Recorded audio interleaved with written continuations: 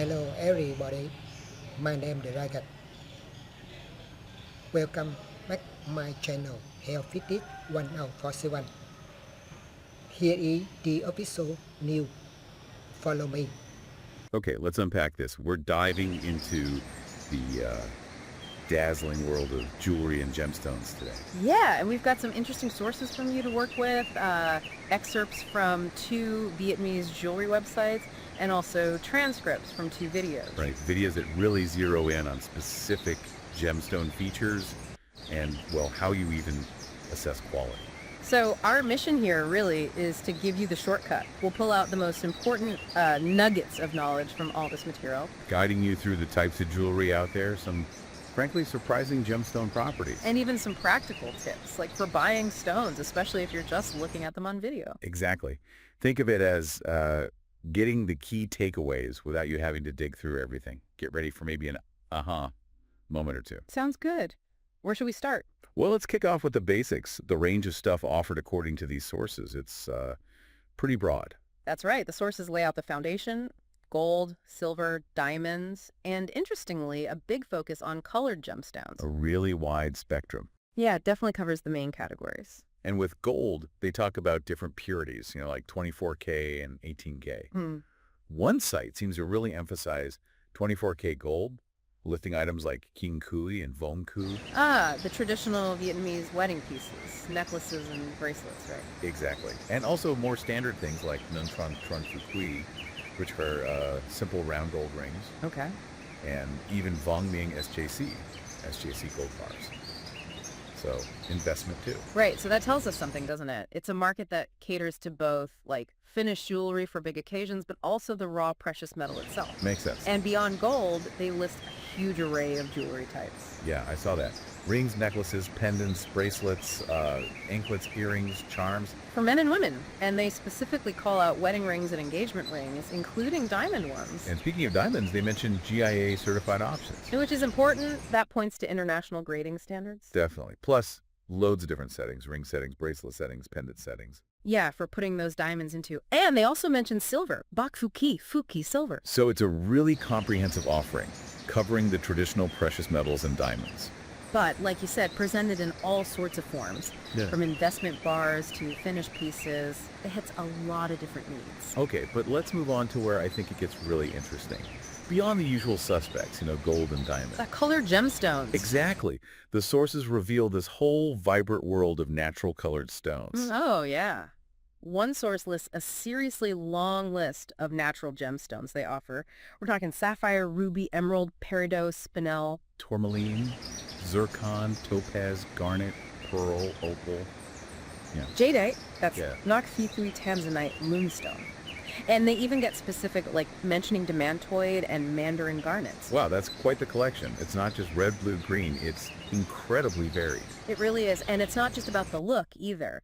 One source ties these gems to feng shui. Oh, interesting. How so? Well, they mention matching stones to your elemental sign, Kim for metal, Mok for wood, Husi for water, Hash for fire, Fe for earth. Huh. So choosing a stone might not just be about whether you like the color. Exactly. For some customers, it's about harmony or luck, aligning the stone with their personal element based on feng shui principles. That adds a whole different layer, doesn't it? Cultural significance beyond just aesthetics. Definitely. It shows these stones carry meaning. And they talk about the stones themselves, not just in jewelry, but in different forms. Yeah, that was interesting. They list cut and polished stones, like Mei Jacques, which means faceted. Like a typical diamond cut. Sort of, yeah, with flat faces. Mm-hmm. And Mei Trin, which is a smooth, rounded cabochon cut. Okay. But they also offer them as raw crystals, tinte, and even as stone slabs, a tem, or stone fragments, a vun. Raw crystals and fragments. What would you use those for? Well, maybe jewelers buying rough material, or collectors, or perhaps people interested in, the crystal in its natural state. So a gemstone isn't just the finished product in a ring. It has this whole life cycle. Precisely. From the earth, through various forms, to the final piece. Fascinating. Okay, speaking of natural wonders, one of the videos got into a really specific captivating effect in some gemstones. Ah, the star effect. Oh, Hindsow. yeah, asterism, where you see those shimmering rays of light gliding across the surface. What did the video say causes that? It digs into the stone's internal structure. It's Yeah. often linked to tiny needle-like inclusions inside the stone. They mention titanium specifically. Titanium beetles. Well, mineral needles containing titanium, usually rutile, they have to align in a very specific way within the crystal structure. When light hits them just right, It reflects back as those rays. exactly, creating that star effect. It's light interacting with this microscopic architecture inside the gem. Pretty cool. That is cool. And the video mentioned different types of stars, not just one kind. Right. The most common is the six-rayed star, 6-con. That happens when the needles align along 3 main directions inside the crystal. Okay, 3 axes, 6 rays. Makes sense. They showed examples. Yeah, like in some sapphires and rubies. But then they talked about a 12-rayed star, 12-con. How does that work? The explanation was having 2 star axes on the same center. So imagine 2 sets of those aligned needles, slightly offset but sharing the same central point. Ah, so double the axes, double the rays. Yeah. They mentioned Fanthite sapphire as an example, and even a double star, Saltite, which has 2 separate star centers close together. 2 stars in 1 stone. That's wild. Did they link this to a specific place? They did. Luc Yen, in Yen Bai province, Vietnam, called a gemstone land Vungot. Famous for what kinds of stones? Ruby, sapphire, spinel, and apparently stones with these star effects are found there and are really sought after, even internationally. So this beautiful visual effect is directly tied to the specific geology of that region. Exactly. The local mineral conditions create these unique internal structures. It makes those particular star stones more than just gems. They're like little records of that place's geological story. Amazing. Okay, let's switch gears slightly. Another video offered some very practical advice, especially for anyone buying gems remotely. Right, like if you're looking online or just seeing it on a video call, how do you judge quality when you can't hold the stone? It's a good question. The expert in the video had some clever tricks. One was about checking the polish, the luster du baume, How do you do that remotely? by watching how light reflects off the surface. A good, smooth polish gives a sharp, clear reflection of the light source. If that reflection looks fuzzy or distorted. It could mean the polish isn't great, or maybe the surface is scratched. Exactly. And they also showed how to check the cut quality and shape consistency, using a light again, like a light bulb. Okay. You look at the reflection of the bulb on the stone surface. If the cut is even and well proportioned, the reflection should basically keep the shape of the light source. Even if the stone itself isn't round. Yeah.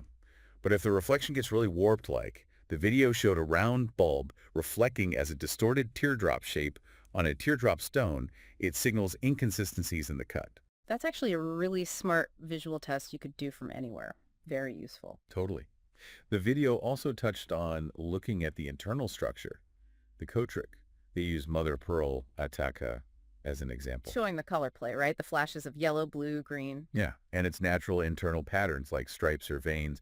And they made an interesting point about features like dark veins, Gandin. But they aren't always flaws. Right. If they're part of the stone's natural character and the cutter has worked with them skillfully, they can actually be part of the stone's unique beauty. It's not always about being perfectly clear. That makes sense, especially for natural stones. They mentioned a specific cutting style, too. Yeah, Mifanze said it was challenging, and even stones sold internationally might show slight variations. So the takeaway is you can get clues about quality even remotely. You just need to train your eye a bit. Learn what to look for in the light and structure. It means you're not totally guessing when buying online. And related to quality and trust, one source mentioned offering lifetime maintenance and repairs. Even on small stones, yeah. That suggests a real commitment, doesn't it? Standing behind their product long term. It implies they believe in the value of what they're selling. Builds confidence, for sure. Yeah. Okay, so putting some pieces together, one source actually listed their Than Fun Bon Che Trongton. Best-selling products of the week. Right. What did that show? It was a mix. Women's rings, bracelets, engagement rings, all with specific prices in Vietnamese on. So it gives you a real snapshot of what's popular in that market segment and at what kind of price points. Grounded examples. Exactly. Now, here's a comparison from that video about Luke and Ruby that really made me think. Oh, yeah. What was that? Well, you know how diamonds are often seen as the ultimate valuable gemstone? Sure, generally speaking. The speaker argued that finding a really clean, well-cut ruby from Lucan, specifically in a certain size, say 6, 7, or 8 millimeters, with that top blood red color. Yeah. It can be much harder to find, even with plenty of money, than finding a diamond of the same size. Really? Harder than a diamond. That's what they claimed. They said you could probably find like 10, 8 or 9 millimeter diamonds if you had the cash. Okay. But finding that one perfect Look Yen ruby, meeting all those criteria, size, color, clarity, origin, might take ages, or you might not find it at all. Wow. That really flips the script on rarity, doesn't it? It totally does. It highlights how specific origin and exceptional quality in a natural colored stone can make it incredibly exclusive, maybe even rarer than a comparable diamond. It shows that value in the gem world isn't simple. It's super nuanced. Precious depends on a lot of factors. Yeah, true rarity can lie in that unique combination of nature and place. Absolutely. So, wrapping this up, what's the big picture here? We've gone from the basics, jewelry types, metals, into this amazing diversity of colored stones. Looked at fascinating details like the star effect tied to specific places like Lukin. It even picked up practical tips on how to judge quality by looking closely at how light plays on a stone. Yeah, these sources paint a picture of a market that really values both traditional gold, diamonds, and this incredible range of natural colored gems. Where value isn't just the material, but also its origin, its unique features, maybe its cultural meaning, and the skill involved in cutting it. It definitely shows the jewelry world is way more complex and interesting than just the few famous stones. Yeah. It's full of these natural wonders, each with its own story. Right. Which kind of leaves you wondering, Hmm. well, if the hidden internal structure of a rock, combined with where it came from, can create something as stunning as a perfect star that only appears when light hits it right, what other kinds of hidden beauty or, I don't know, magic might be locked away in the natural world around us? That's a great question. Waiting for us to just look closer, maybe? Or maybe just see it from a different angle. Yeah, something to think about.